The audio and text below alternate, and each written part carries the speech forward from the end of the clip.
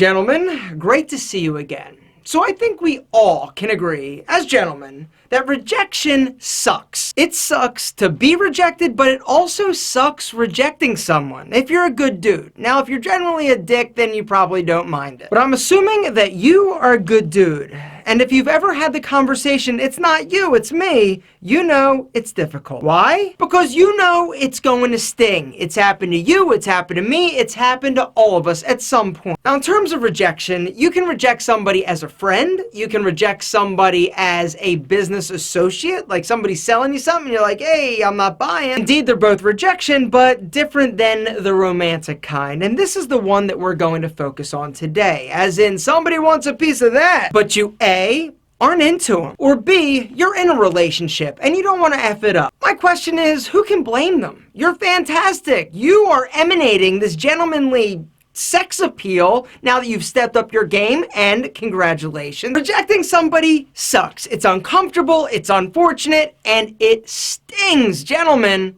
today we're going to help it sting a little bit less for both you and them in this how to reject somebody like a gentleman tutorial. Tip number 1 is don't lead anybody on, right? Who out there, by a show of hands, has been led on, right? Yeah. And it stinks because you get your hopes up, you're like, I think it's gonna, and they're like, not exactly giving you like the Heisman stiff arm.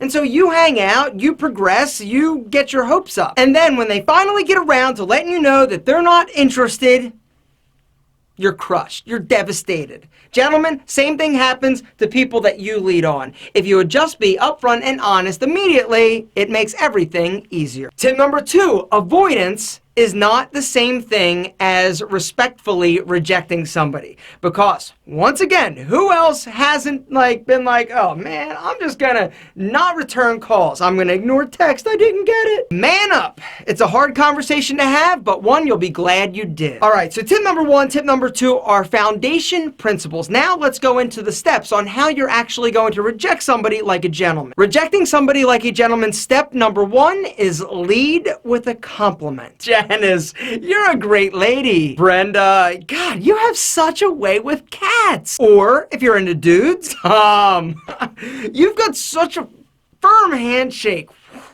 Strong hands. The compliment should be kind of general. Don't go nuts like, you are such a sexy beast. Any dude would be so lucky to have you. Then they're gonna be like, well, cool, you're any guy, let's do this. Step number 2, let them know that you appreciate and are flattered by the compliment. I'm so flattered that you would want to go out, but now it's time to deal them the rejection death punch. Step number 3. I don't feel the same way about you. I'm in a relationship. I'm just not interested in you that way. Don't beat around the bush and don't hem-haw. Take responsibility by saying I. Now normally, I would say that a gentleman doesn't lie. But when rejecting somebody, sometimes if you tell them the truth, like, yo, you're a wildebeest, deuces, it doesn't go over real well. So I would say to craft and create a reasonable response that might be a little bit of a white lie. A standard stock rejection that you're ready to basically deliver at a moment's notice. So next time somebody comes up on it, wants to dance and give you some of that, big boy, you can just be like, hey, I'm in a relationship. Actually, if you followed the steps, it would look like, hey, Janice, wow, you are an amazing dancer, and I really appreciate the compliment and wanting to dance with me, but I'm in a relationship. See the difference? Exactly. Step number 4, show appreciation, wish them well, and throw in a little bit of reassurance. That won't hurt.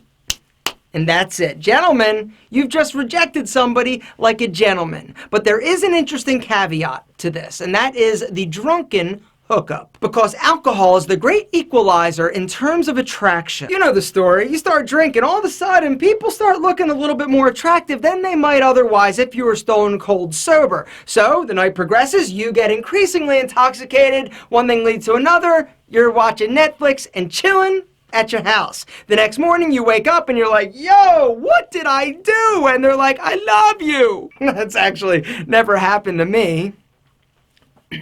But I've heard stories. If you find yourself in this situation, I would say the key to getting out of it is not being a repeat offender. Do not go back for seconds. Because if you did that, you violated tip number 1, which is don't lead anybody on. Fact.